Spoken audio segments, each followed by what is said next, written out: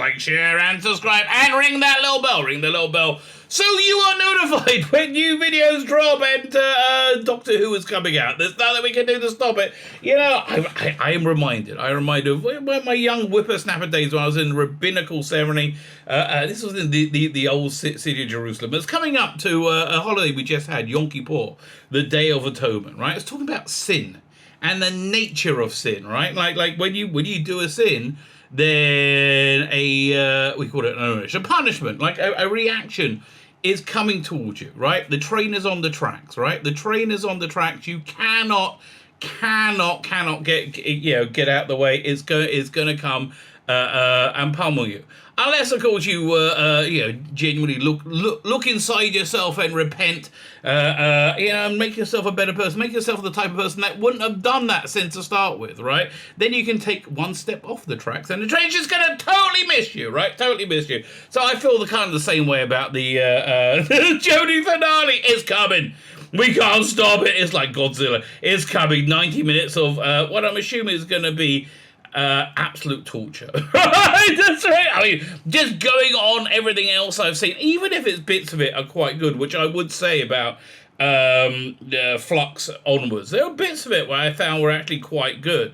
I like Carvanista. I'm kind of embarrassed. It's one of the things you're embarrassed about, right? I like Carvanista. I thought it was done stupidly, but it's Chris Chibnall. What can you do? You can't make a stupid person do smart things, right? You can take a horse to water. You can't make a drink. You can't make a stupid person do smart things. Anyway,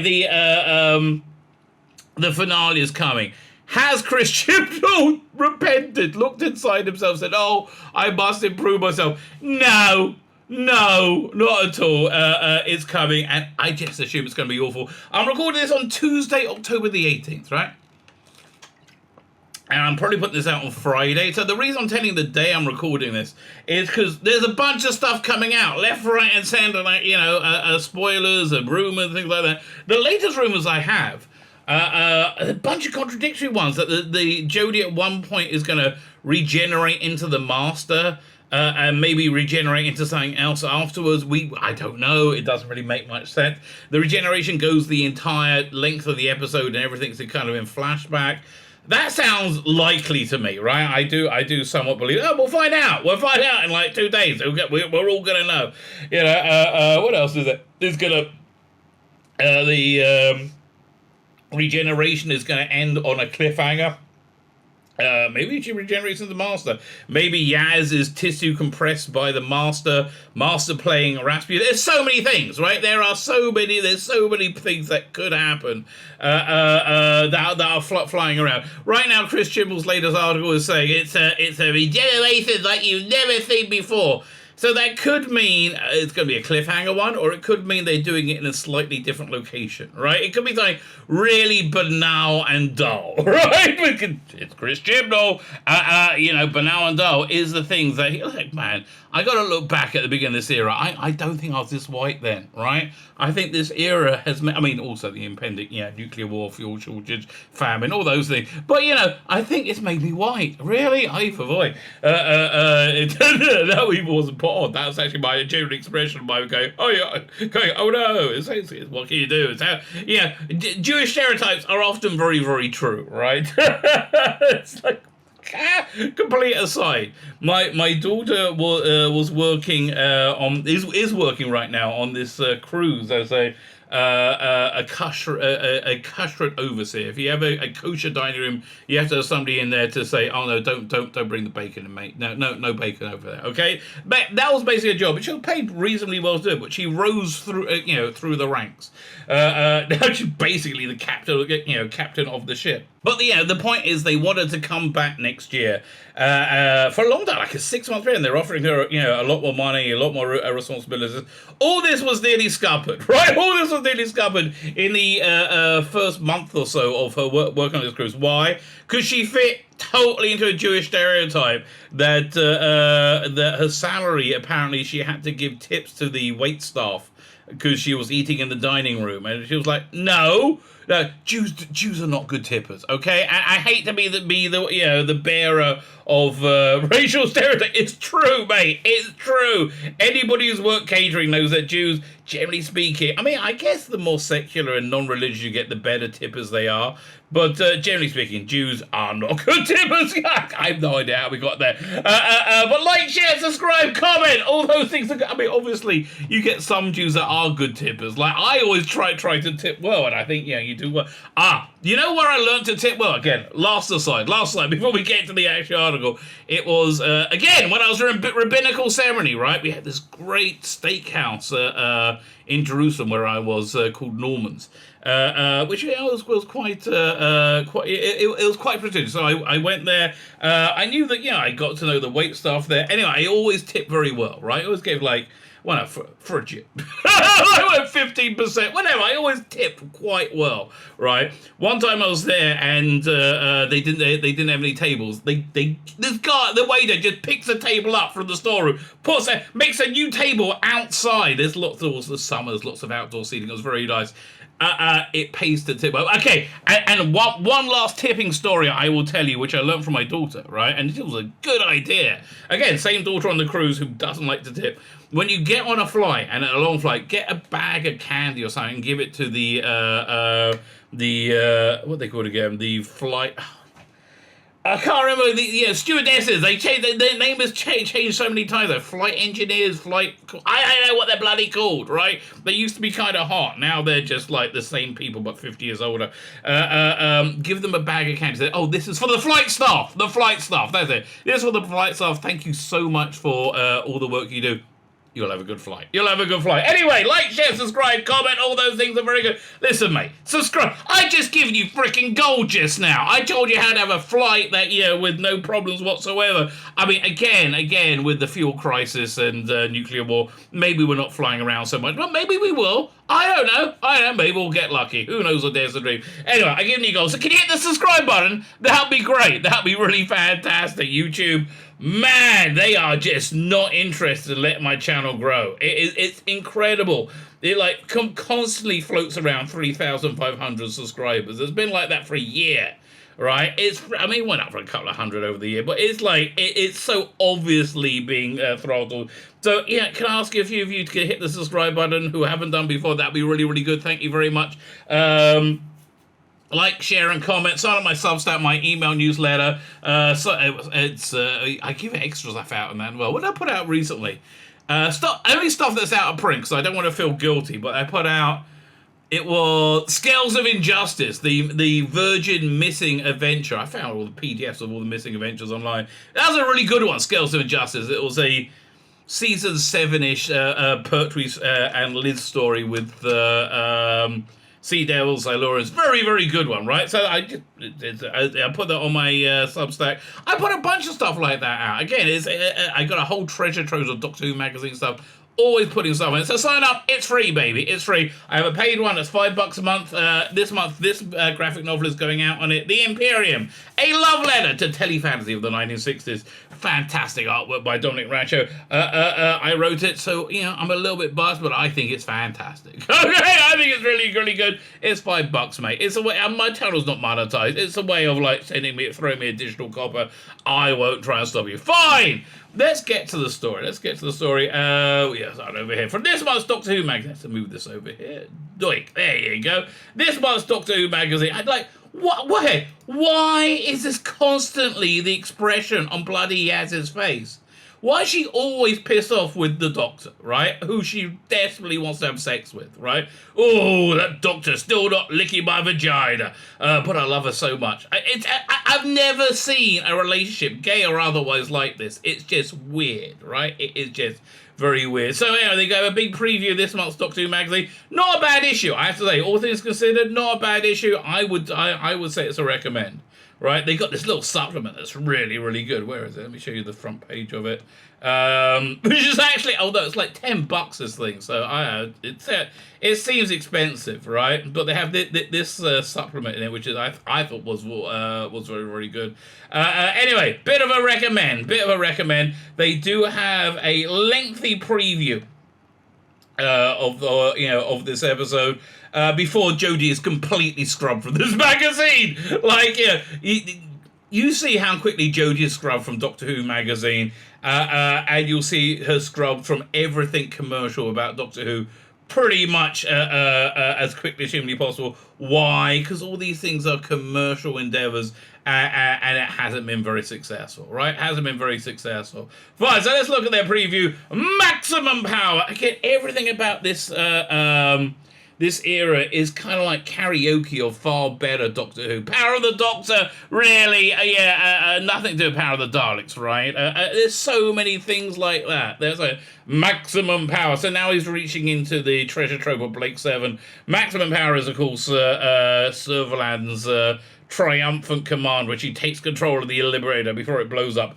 Maximum Power! It was just fantastic. Absolutely fantastic. The complete opposite this. I see they got the stupid glasses on again. They thought that was a good idea in the first episode, where they're staring up through the goofy goggles going, hey! Oh, I'm a bit of a goofball, me! Oh, I'm a card, me! Icky Thump! Oh, I'm such a funny one, me! Oh, Icky Thump, I'm so funny!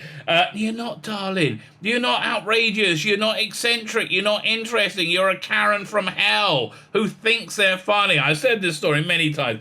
My parents used to have absolutely epic Christmas parties. I wasn't brought up religious, and Christmas isn't so on board in the Jewy thing, right? So my parents had epic Christmas parties, and their friends all came round. It's funny, thinking back to it, it's like, if you ever seen Mad Men, I have a theory that Mad Men is all about his daughter, Sally Draper, and it's like the legend behind her father, right? So, yeah, I'm thinking back to kind of like Sally Draper, looking at it. I remember one, it was some friends of theirs, they were dancing, they were doing the old 70s boogie, maybe early 80s, can't remember, and she was a shockingly bad dancer, right? Shockingly bad dancer. Again, more Jewish references. There's an episode of Seinfeld where Elaine is the worst dancer ever. No, she is actually quite proficient compared to this one. And I remember my mother saying somebody once did her the absolute injustice, the worst thing ever, of telling her she was a good dancer. Same thing happened to Jodie Whittaker. Somebody told her that this was working, right? She was good at her job. You're not, okay? Darling, you're not. You're not a very good actress. Let's just be fair, right? You are just awful, right? Just awful. Yeah, I think you got average acting ability, which means you could probably, and you have done, like Housewives, Mothers, things you can imagine. You can't imagine Doctor Who because you're a very small little person, and that's why your Doctor Who has been so achingly awful, right? Absolutely achingly awful. The end of the line for the 13th Doctor, but not until she's made a heroic last stand. Excuse me. Has yet to be heroic, this character. She's not heroic. Now, I came across the theory of mine recently that the reason all this stuff absolutely fails is because you can't express heroism through narcissism, right? Like the go-to expression, go-to example is the Black Little Mermaid. Now, most people don't give a crap that Little Mermaid's black, right? But the question is, who is the Black Little Mermaid for? Is the Black Little Mermaid for black people? No, they hate the idea. They find it condescending. They are not on board. How do we know this? Because there's a clue in the title. Black people are also people, right? People. No, so it's not for black people. It's for predominantly white people, very wealthy, very big supporters of the Biden worldview, because they really want to feel good about themselves. So they want to feel, oh, we're being so progressive, we're making things for black people because we're so good. Basically, they're all racist, and they pretend they're not racist, so they feel that they're anti-racist. And they think everybody else is racist. We're really not. Okay, we're really not. Nobody else is staring at people's skin color like you weirdos. It's narcissism, right? It's designed to just make themselves feel good about themselves, to make themselves feel like they're virtuous, which they're not, right? Which they're not. So it's an act of narcissism, and you can't do heroism whilst doing narcissism. So, the other problem is they just don't understand heroism. Heroism, to a great extent, is based on an acceptance and understanding of gender norms throughout the history of society, right? And that's why when you upend the gender norms, things just don't work. Now, I'm not saying you can't have a female hero. Of course you can, right? You absolutely can. But if you have a female hero to say, and you're using that female hero to scream how stunning and brave and progressive you are, that's not heroism. That's called narcissism. Anyway, 100 Years on the BBC. In this exclusive preview, showrunner Chris Chibnall stars Jodie Whittaker, Amanda Gill, and John Bishop tell Paul Kirkley and Marcus Hearn how they're going out with a bang. Oh, God. Yeah, again, I don't want any sexual reference with Jodie Whittaker. It just kind of skeeves me out, okay? She's kind of anti-Viagra. Nothing is forever. Well, obviously not Doctor Who's successors forever, because Jodie Whittaker came along. No regeneration, no life. For Doctor Who, change is the one constant. And even but it's not all about change, you blithering morons. Here, let's change Doctor Who and make it absolutely crap. Oh, well done, Jodie. Well done. I'm so glad we hired you. And even though it only feels like a handful of heartbeats since she fell from the stars and the Trans-Pioneer Express, it feels like forever, right? It's been torture. It's been 5 years of turgid misery in which she brought in this insane group of fans who don't even like the bloody show. They just want to say everything that isn't part of that didn't happen in the last 20 minutes is evil and expression of racism, and scream everybody else they're bigots, right? While being literally the most bigoted people I've ever experienced in my entire life. That's essentially how I feel about Jodie fans. And any time that you bring any criticism whatsoever, they scream you're a wasted. Well, you wouldn't come out like that if it was a man. Oh, no, we would. But again, these are just morons, right? Baby brain morons. How baby brained a moron are they? Well, it's kind of like, where they say, racism is bad, isn't it? Yes, racism is bad. No, racism is really bad. No, yes, racism is bad. Racism is super bad. Yeah, no, I understand. Racism is bad. I know racism is bad because I'm a big boy, and I know it. I know racism is bad. Yes, right. That means I'm a good boy, doesn't it? Because racism is bad. I'm just saying anyway, racism is bad. And this is how that mind works. Fucking weirdos. Baby brain morons, really. Look, if you're a Jodie fan and you're not a baby brain moron and don't constantly scream about racism and don't live on Twitter, and boy, life on Twitter is going to get uncomfortable when Elon Musk takes over. Oh yes, please. I mean, not for me, but for those weirdos it will. The 30th Doctor timing us up. Sound the cloister bell for This Is the Day She Dies. Oh, if only it could have been 5 years earlier. But don't reach for the tissues yet. Why? You think we're going to come with excitement? Could do. Have some tissues around you. Because we still have 90 minutes of 90 explosive minutes of Jodie Whittaker, Firecracker Time Lord, to enjoy her final adventure. How is she a firecracker? Right, I mean, how is failing and screwing up at everything, how does that make you a firecracker? I don't think it does. And if you're expecting a long, gloomy march to the guns, then think again, because of the power of the Doctor. Not trying to remind you of the power of the Dalek Soul. The power of the Doctor earns its place at the heart of the BBC Centenary celebrations with some of its biggest, boldest, and most ambitious storytelling the series has ever attempted. Yes, I know. And it's the perfect show to headline the Centenary. How a once-loved and great organisation can take its resources and use it so deeply unwisely, right? Just deeply unwisely. And really just cause an implosion, an absolute implosion of viewers, which is what they did, right? Boy, tell you, people are just being bonkers right now and totally in denial that this era was anything other than an absolute failure. Actually, I found that very interesting in the past month. I spoke to a genuine, real insider at the BBC, somebody you probably know the name of, right? Doctor Who famous, not famous. A genuine insider at the BBC, and what I gleaned from that is they've all been lying. all the time when they said Jodie was doing well. They've all been lying, but they don't feel bad about lying because they said, well, it's obviously it's such an obvious and clear lie that it's not really lying. You all know it's just BS, right? No, it's called lying, right? So they're all lying, okay? They're all lying and saying it's worked. It hasn't. It hasn't at all. Yeah, and the BBC are extremely concerned with how the popularity of Doctor Who has indeed nosedived. Heart the BBC Centenary celebrations with some of the blah, blah, blah, blah, including the big three, Dalek, Cybermen, and Master. Again, I understand. You just like anything at all that will, like, detract from Jodie Whittaker. I hear it, you know, she is a very bad choice.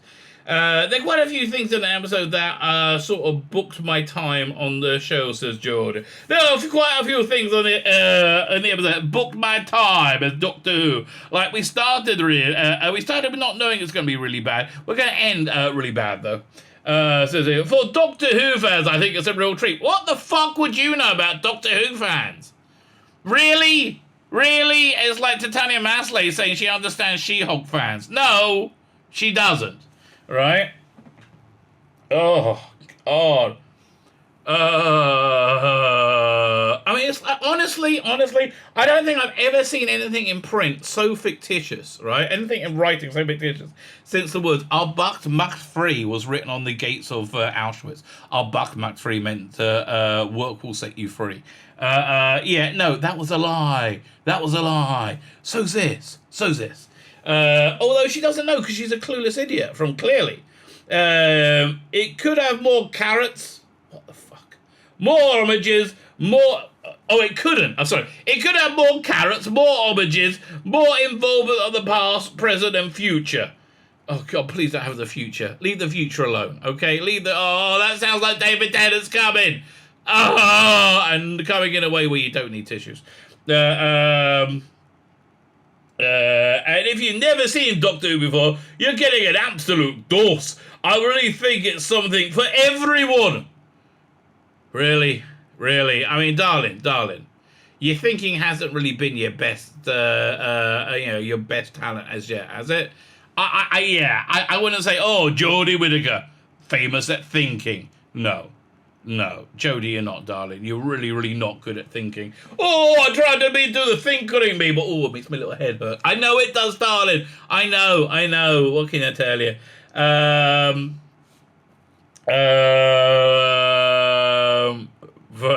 As well as being the Doctor's last stand, the episode also marks the departure of faithful companion Yasmin Khan. Faithful in that she only wants to sleep with the Doctor. It's definitely bigger than anything Chris has created before, says Mandip in Afromantic. It's definitely bigger than anything Chris has created before. Oh, it's so big. When I watched it the first time with Chris and Jodie, my mouth was like this. Like what? I don't know. But you know, it's I guess it's visual. That is jaw drops to the floor. And again. How on earth can anybody have any trust in any opinions of people who have like relentlessly failed and done so insanely badly? I was like, when did you film this bit? It was on Wednesday. It's so full of action and emotion, says Chris, which Chris is great at doing. He's not!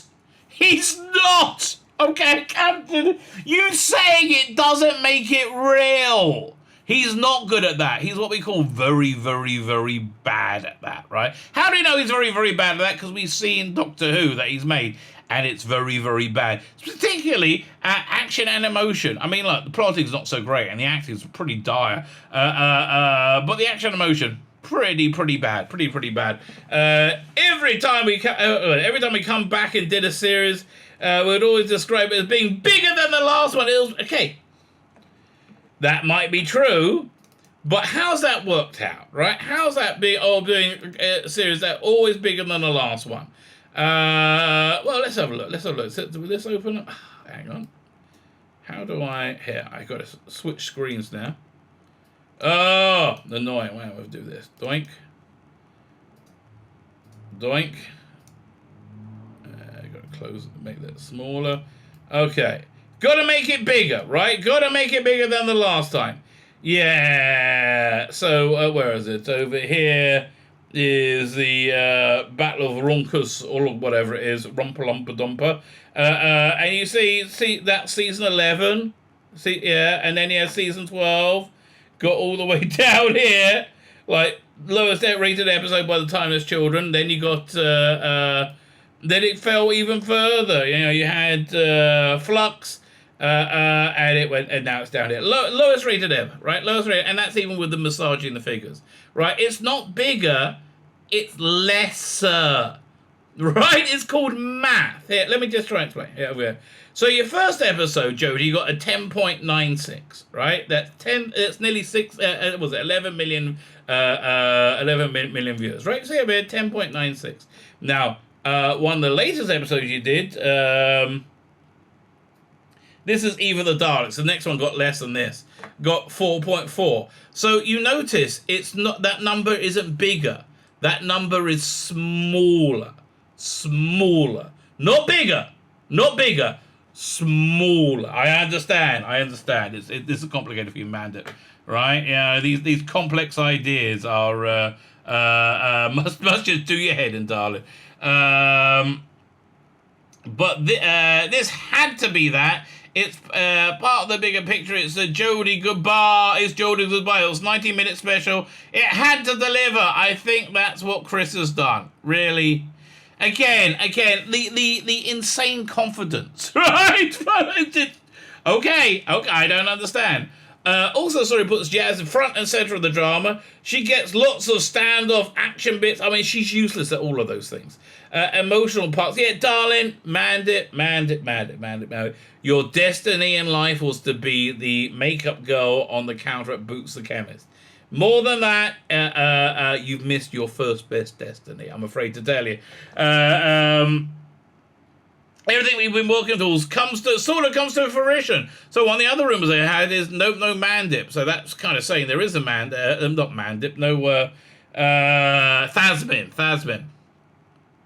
Jodie agrees. Me and Mandip have been side by side throughout it all. Yeah, I know. You've been equally awful, right? She says, so much love. So I love that she's given so much depth. Depth? Have you ever seen this character? She's still a blank slate. We heard she's the bestest ever, and she's stunning and brave, but we haven't actually seen it, right? We've just seen her be a bit of an irritating cunt. Not really the bestest ever, right? Not really the bestest ever. Still slightly less irritating than Jodie Whittaker. So, you know, I guess. So I love she's given so much depth with a wealth of work to do in this final story. The episode was a special request by the BBC for the inclusion in the corporation's 100th birthday celebrations. I would love to know what really happened, right? I would love to know what really happened, because we do know that the initial holiday special budget was slashed, right?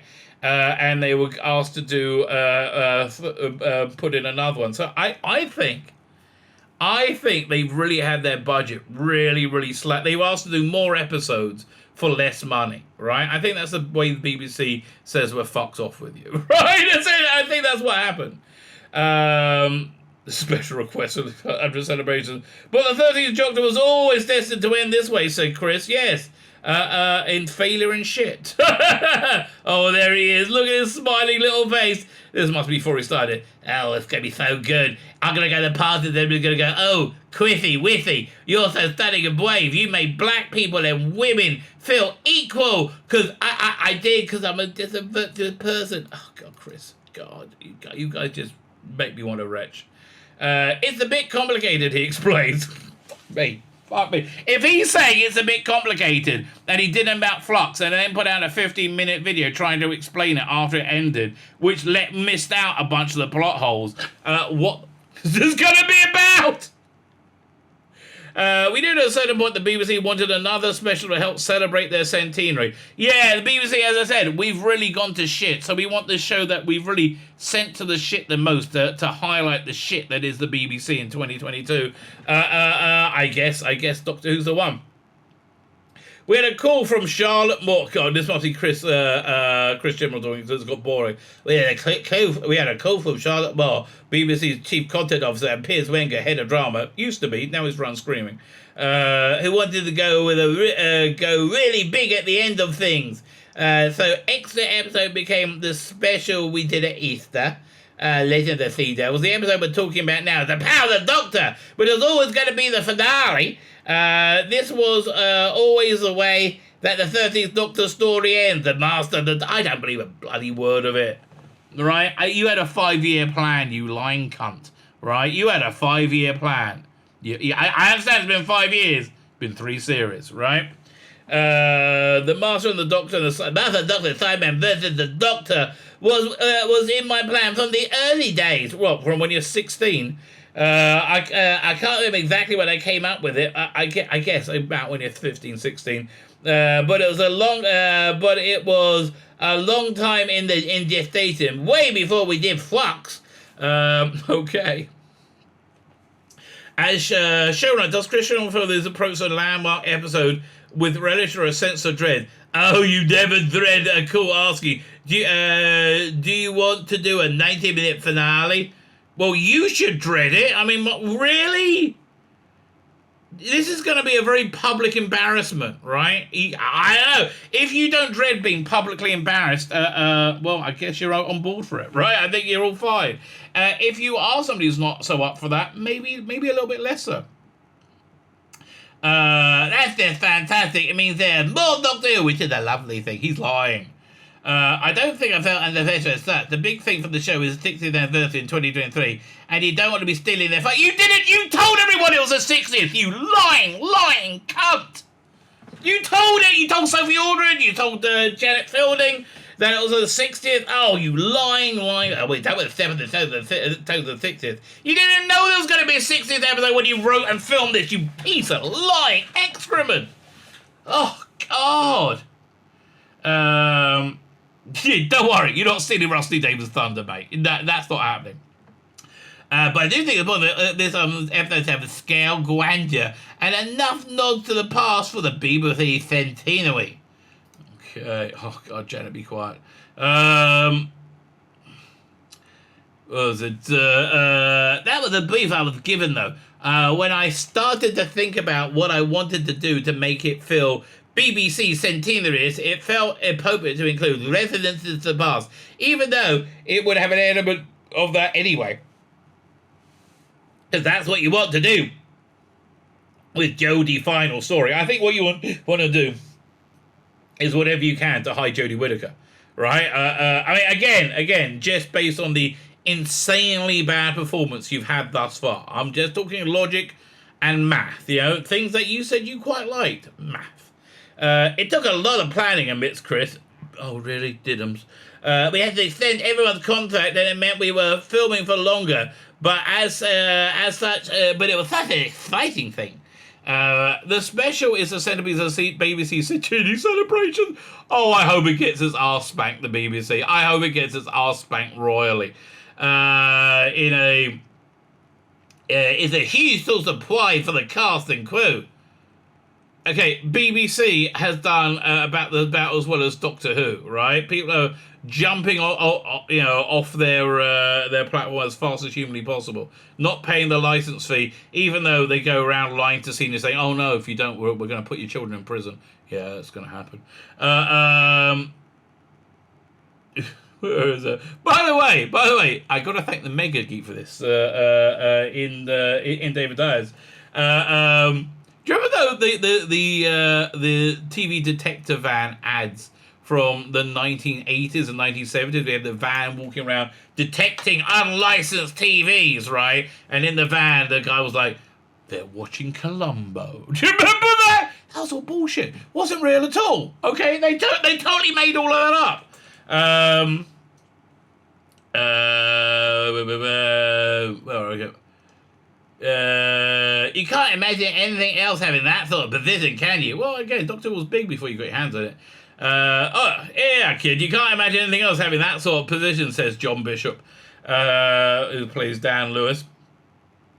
And I think that that's maybe because there's no other long riding drama crossing genres like Doctor Who. Is it sci-fi? Yes. Is it action? Yes. Is it superhero? No. Is it shit? Yes. When Joe does it, is it a children's show? Is it for young adults? Is it for adults? Is it a geeky show? It's got everything in it, including being shit. Including a geriatric Janet Fielding, right? It's got everything in it, and it always had everything in it right from day one. No. That's why it has so much longevity. It had longevity because it was designed by clever people, which is markedly different from Doctor Who in 2022. No clever people around there. No. It's brilliant, says Mandip. When they first said it, we were in the middle of filming and we didn't really think about it. It was just like, I get to stay in Cardiff a bit longer and do another episode. Okay. It really. By the way, Jodie, what are you doing next, darling? Chris, I haven't heard any announcement about what you're doing next. Are you saving it for the big reveal after the show? That must be it. How much after the show? About 20 years, probably. Where we are. Part something massive. How big a deal it is. How much privilege it is. You are very privileged, madam. That we're celebrating the BBC. Yaz and Dan aren't the only TARDIS travellers in the special, of course, for the Power of the Doctor. We also welcome the return of Janet Fielding and Sophie Aldred, the beloved 1980 companions Tegan and Ace. Well, beloved compared to Jodie Whittaker. As well as giving us a chance to revisit two fantastic performers, Ace and Tegan are characters who bring up emotion and the weight of history. They are basically the only classic companions young enough still to credibly be able to fire a gun, which, from what I've seen, Janet can't do that either.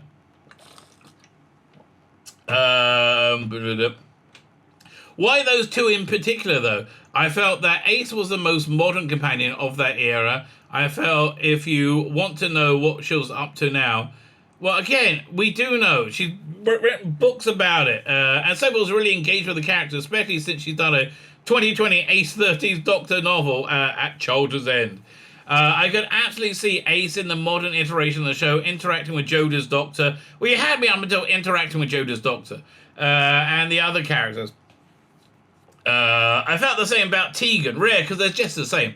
Tegan and Ace, almost identical. There's virtually no changes between the two.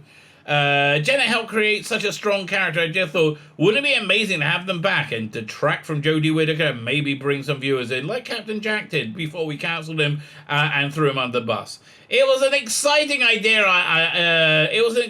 But then I wondered, will they actually do it? Will these two out-of-work geriatric women do it? Apparently so. Will they say yes? So we checked their availability, and the first thing I did before I started writing was pick up the phone and call them. Okay, God. Everything he describes is boring.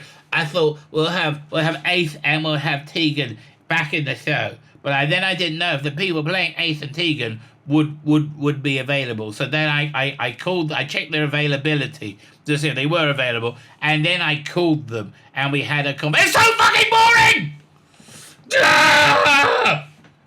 Oh man, he can make anything dull. They were both delightful conversations, recalls Chris. I think both of them had an inkling that they might be doing something might be going on.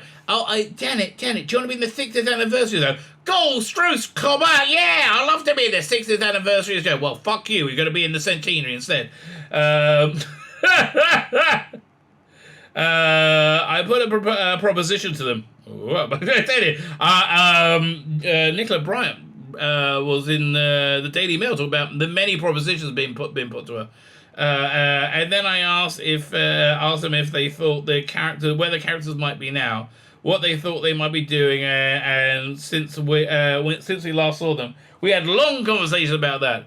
Credit to Janet and Sophie, two fearless women. Oh, fearless. Really? Let's put them in a room with a tiger and see how fearless they are. I don't think they're fearless, right? I think they're fearless of you, Chris Chibnall, because you're like a spineless, ballless bag of jelly, right? And I'm saying that with as much respect as I can muster for bags of jelly. what they thought what they've been up to. Had a long conversation about Quinn, and then it's over. Two fearless women. It's a big thing to come back to the show after a long time. Okay, and they're so brilliant in the episode. They both got straight back into it instantly. That's not what they said. The whole cast and crew fell in love with them. I mean, okay, look, listen. Sophie Aldred has a lot of bloody charisma. This picture looks good. It excites me, right? It genuinely, I'm like, whoa, I'm up for this, right? Will it be awful? Probably. Also making the dramatic return in the special, let me zoom in a little bit, is Sasha Dhawan's Master, the last time I saw her in the 2020 Timeless Children. Oh, that was just perfect. Everybody loved the Timeless Children, didn't they? Much like they like a rectal exam with rusty implements from an AIDS ward, right? Nobody liked it. Yeah, let's bring that back. He was engulfed inside Gallifrey's exploding capital, which somehow he destroyed everybody. Somehow, doesn't matter, move on. But since when has the Doctor's oldest enemy let a small detail like that stop him, a show-stopping comeback? I liked his enthusiasm, right? I did like his enthusiasm, God bless him. But it wasn't very good. Well, I don't know what to tell you, mate. When we're doing the Timeless Children, I had to check, I had a conversation with Sasha about coming back for the finale reveals, Chris. Again, the most boring details were, when we did the Timeless Children, I checked about coming back. I checked about him coming back for the finale, because it's kind of important. We had to really do both. Since then, we kept in touch, and we talked about the story. Jodie was delighted to go head-to-head with her nemesis for one final round. By the way, the new Eric Roberts Master releases that. I haven't listened to it yet. Nemesis Express, but the review is basically all Chase Masterson. What's her name? Character who I quite like, but you're like, why not have it be about Eric Roberts? But okay, whatever.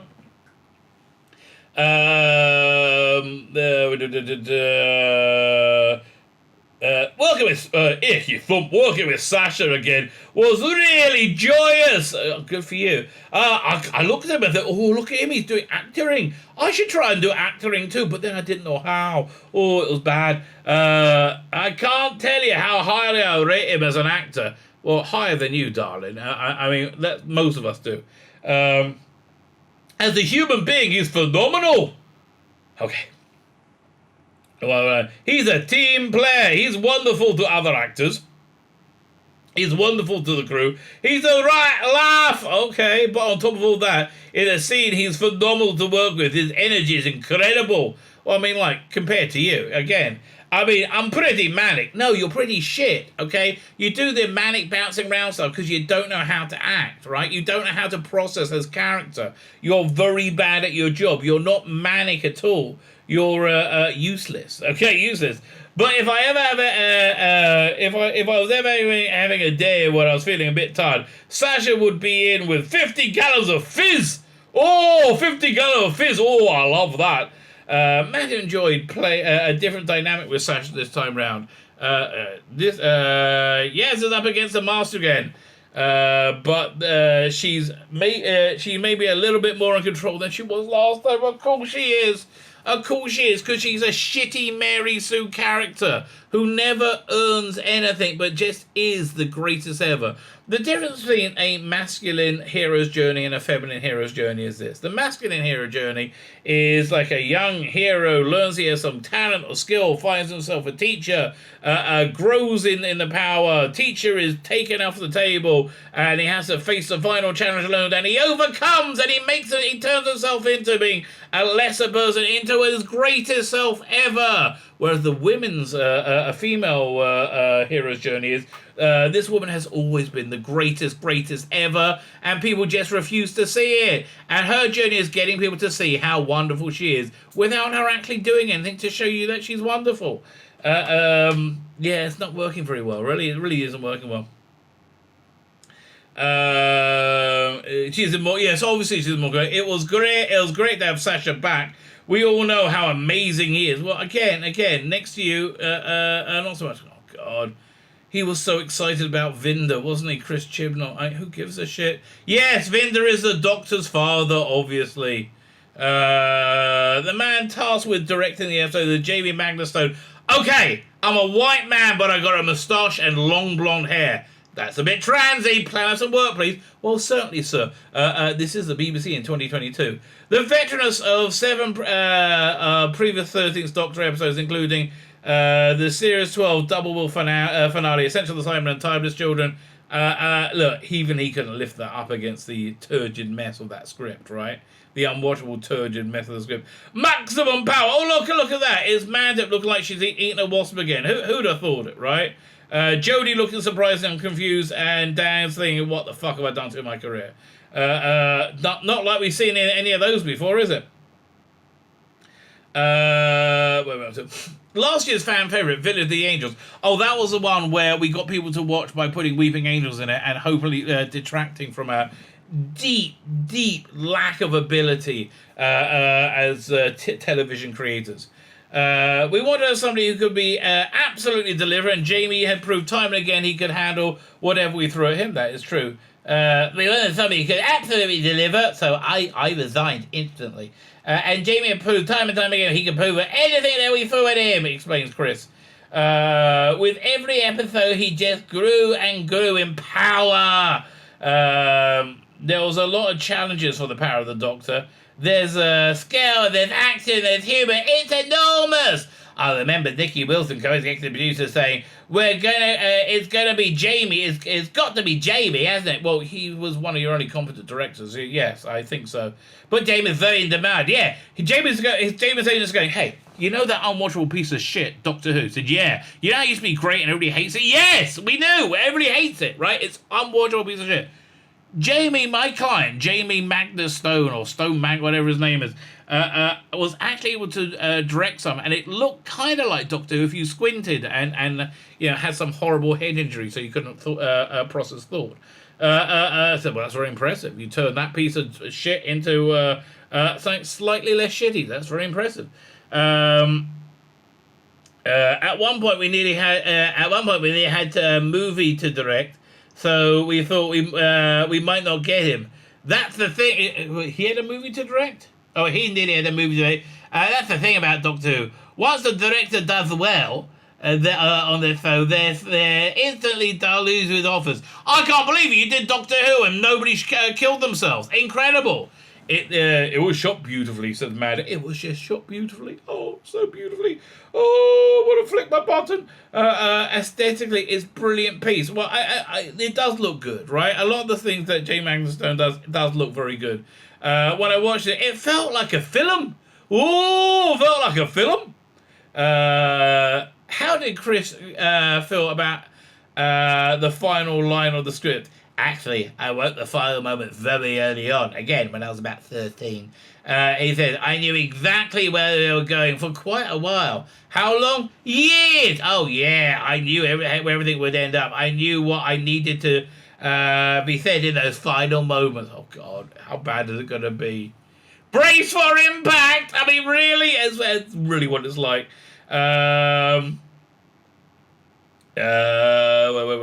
His final moments. Did he make any effort to dovetail into the incoming showrunner Rusty Davis' plans? Oh, I like the answer. Is no, because I wrote it before Russell was taking over. Maybe no David Tennant. Please no David Tennant. Please no David Tennant. Please no David Tennant. I had my suspicions about what's going on. No, you didn't. You didn't hear until 2 days out before it happened. I think even less than that. I thought this is going to work very nicely. The whole story is a perfect lead up to, oh, Piscals is spotted. What happens next? So again, sounds like there's no connective tissue, which I'm very happy about, right? I am genuinely very happy about if that's the case. I was there for the final day he has casting his mind back to the 13th golden wrap. Oh, we called it like more of a golden shower. Golden wrap.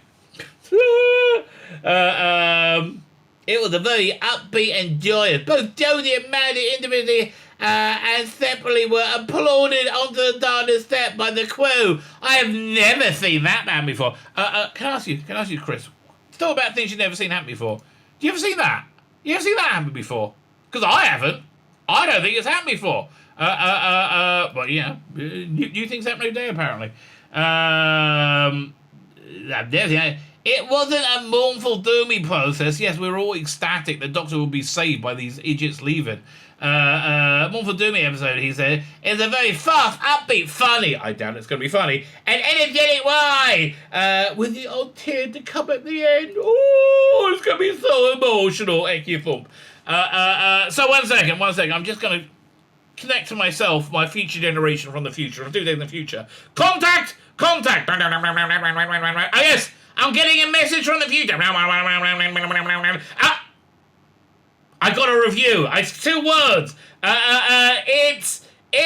It's shit, baby. It's shit. That's what it's gonna be. Unwatchable shit. Now, was my future self telling me the truth? I guess we'll find out in less than 48 hours. My name is Tzvi Lebetkin. By the way, join me right after the show at 9:30 UK time when I'll be doing my live review and ripping the shit out of it.